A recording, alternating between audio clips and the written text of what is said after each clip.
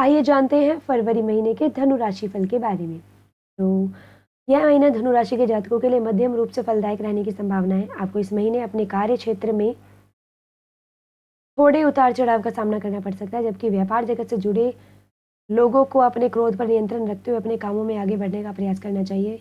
जहाँ तक आपके परिवार जीवन का प्रश्न है, तो अनेक चुनौतियों का आएँगी जो कि आपके मनोबल को गिराने की कोशिश करेंगे, लेकिन आपको सामंजस्य बनाए रखना चाहिए और हर संभव प्रयास करना होगा ताकि इस दौरान परिवार के लोगों में आपसी सामंजस्य या समन्वय कम ना हो।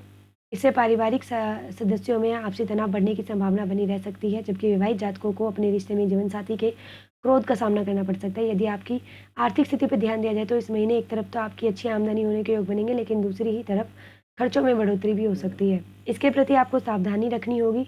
जहाँ तक स्वास्थ्य का सवाल है, तो आपके राशि के स्वामी बृहस्पति महाराज पूरे महीने छठे भाव में वृषभ राशि में विराजमान रहेंगे, जिससे स्वास्थ्य में उतार चढ़ाव रहने की संभावना बन सकती है। विद्यार्थियों को कठिन परिश्रम के उपरांत ही सफलता मिलेगी। अब चलिए आपके कार्य क्षेत्र के बारे में बात करेंगे। तो करियर के बारे में बात करें, तो यह जो महीना है आपके लिए उतार चढ़ाव से भरा रहने की संभावना है। दशम भाव में केतु महाराज पूरे महीने बने रहेंगे, जिससे काम में मन लगा रहना संभव नहीं होगा और इससे आपके कार्यों में उतार चढ़ाव की स्थिति भी बनी रहेगी। छठे भाव में बृहस्पति महाराज विराजमान रहेंगे, जिससे बीच बीच में कुछ अच्छे समाचार मिलेंगे, लेकिन आपके विरोधी आपको परेशान कर सकते हैं, इसलिए आपको अपने काम पर पूरा ध्यान देना चाहिए। छठे भाव के स्वामी शुक्र महाराज चौथे भाव में उच्च राशि के होकर राहु और केतु के प्रभाव में होकर दशम भाव को देखेंगे और दशम भाव के स्वामी बुध महाराज कुंडली के दूसरे भाव में उपस्थित रहेंगे। इससे नौकरी में उतार चढ़ाव के बावजूद धन लाभ होगा और आपको आपके वरिष्ठ अधिकारियों का सानिध्य और उनका मार्गदर्शन प्राप्त होगा, जिससे नौकरी में स्थिरता उत्तम होगी। जहाँ तक व्यापार करने वाले जातकों का सवाल है, तो आपको व्यापार में लाभ तो होगा, लेकिन आपका मन व्यवहार अनुकूल न होने के कारण आपके व्यावसायिक साझेदारों से लड़ाई झगड़े की स्थिति बन सकती है, अथवा अपने कार्य क्षेत्र में साथ काम करने वाले लोगों से गुस्से से भरा व्यवहार आप कर सकते हैं, जो आपके व्यापार के लिए अनुकूल नहीं होगा। इसलिए आपको थोड़ी सावधानी रखनी चाहिए और सभी से प्रेम पूर्वक व्यवहार करना चाहिए। अब चलिए चलते हैं आपके आर्थिक जीवन की ओर। यदि आपकी आर्थिक स्थिति को देखा जाए, तो इस महीने आपकी आर्थिक स्थिति में उतार चढ़ाव आने के प्रबल योग बन रहे हैं। जहाँ एक तरफ देखें तो दूसरे भाव में सूर्य और बुध आदित्य योग बन रहे हैं और उसी पर छठे भाव में बैठे बृहस्पति की दृष्टि भी है, जिससे आपको धन संचित करने में सफलता मिल सकती है। यानी कि आपका बैंक बैलेंस बढ़ेगा और आपकी बचत योजनाओं में धन जोड़ने से आपको आर्थिक रूप से सुदृढ़ता मिल सकती है।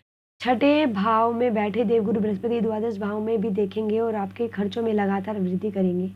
द्वादश भाव के स्वामी मंगल महाराज सप्तम भाव में विराजमान रहकर आपको व्यापार से संबंधित और जीवन साथी के ऊपर धन भाव में विराजमान रहकर आपको व्यापार से संबंधित और खर्च करने हेतु प्रेरित करेंगे, लेकिन यही मंगल महाराज आपके दूसरे भाव को भी देखेंगे, जिससे व्यापार से धन लाभ होने के योग भी बनेंगे।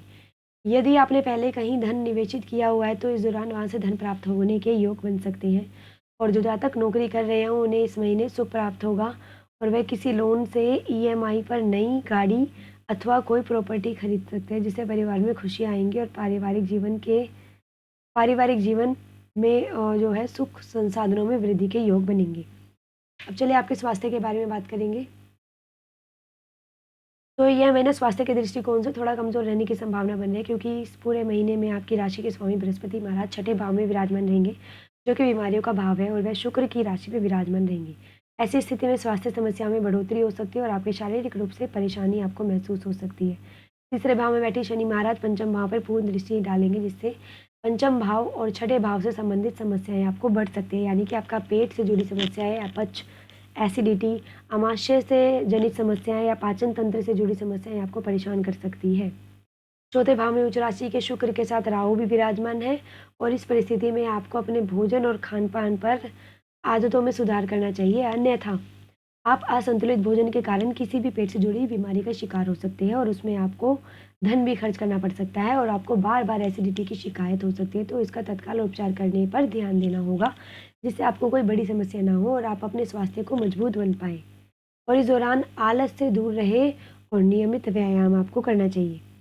अब चलिए आपके प्रेम और वैवाहिक जीवन के बारे में बात कर लेते हैं। यदि किसी प्रेम संबंध में अगर आप हैं, तो यह महीना आपके लिए कुछ कर दिखाने का मौका होगा। पंचम भाव के स्वामी मंगल महाराज सप्तम भाव में विराजमान रहेंगे, जो आपके अपने प्रेम संबंध को मजबूत करने के लिए पराक्रम करने पर मजबूर करेंगे। इसलिए यदि आप अपने प्रियतम से विवाह करना चाहते हैं, तो इस संबंध में आपको उनसे बातचीत कर लेनी चाहिए और अच्छी बात यह है कि पंचम भाव के जो स्वामी है मंगल सप्तम भाव में बैठना प्रेम विवाह के योग बना सकता है। जो लोग अभी तक कुंवारे हैं उनको शादी की बात करने में सफलता मिल सकती है और विवाह संदर्भ में आगे बढ़ सकते हैं। और शनि महाराज तीसरे भाव में बैठकर पंचम भाव को देखेंगे, जिससे रिश्ते में बीच बीच में कुछ तलखियाँ बढ़ सकती है, लेकिन समय के साथ दूर भी हो जाएंगी। और विवाहित जातकों की बात करी जाए तो सप्तम भाव के स्वामी बुध महाराज दूसरे भाव में विराजमान रहेंगे। ऐसी स्थिति में जीवन साथी परिवार के हित के बारे में बात करेंगे और परिवार में उनका योगदान भी देंगे।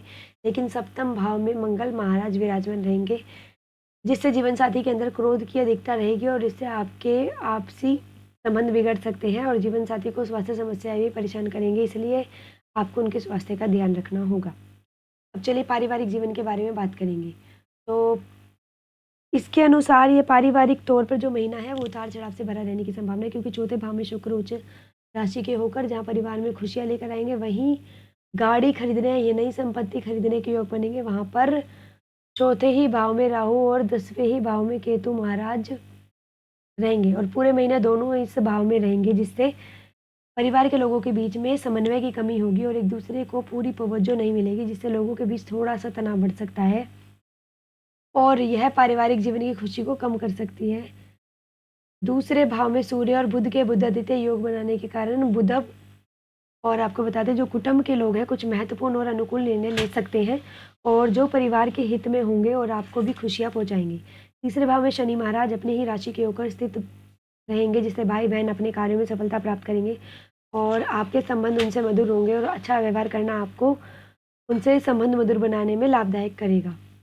इसके अतिरिक्त सप्तम भाव में बैठे किसी से कुछ जो मंगल महाराज है उनकी दृष्टि भी दूसरे भाव पर रहेगी और आपको अत्यधिक क्रोध आदि में आकर किसी भी से भी कुछ भी कहने की ये जरूरत नहीं होगी या फिर कहने से आपको बचना चाहिए। देवगुरु बृहस्पति छठे भाव में बैठकर दूसरे भाव को देखेंगे, जिससे आपकी वाणी में गंभीरता आएगी और अपने पारिवारिक निर्णय को लेने में आप पूरी समझ प्राप्त कर पाएंगे। अब इसी के साथ हम आपको बता दें, अगर आप में से कोई इस नकारात्मक चीज़ों को कुछ हद तक सही करना चाहता है तो उसके लिए आपको कुछ उपायों का पालन करना पड़ेगा और उपाय हैं ये कि आपको अपने राशि स्वामी बृहस्पति महाराज के बीज मंत्र का जाप करना चाहिए। आपको रविवार के दिन हल्दी में रंगे पीले चावल डालकर तांबे के पात्र से सूर्यदेव को अर्घ्य देना चाहिए और आपको मंगलवार के दिन किसी पार्क या उद्यान में अनार के पौधे लगाने चाहिए। इससे भगवान विष्णु आपको भगवान महाविष्णु की उपासना भी करनी चाहिए। और आपको बता दूं ऐसी अन्य राशियों को जानने के लिए हमारे चैनल लोक सेवा धर्म को सब्सक्राइब करें व वीडियोज़ को लाइक करना ना भूलें।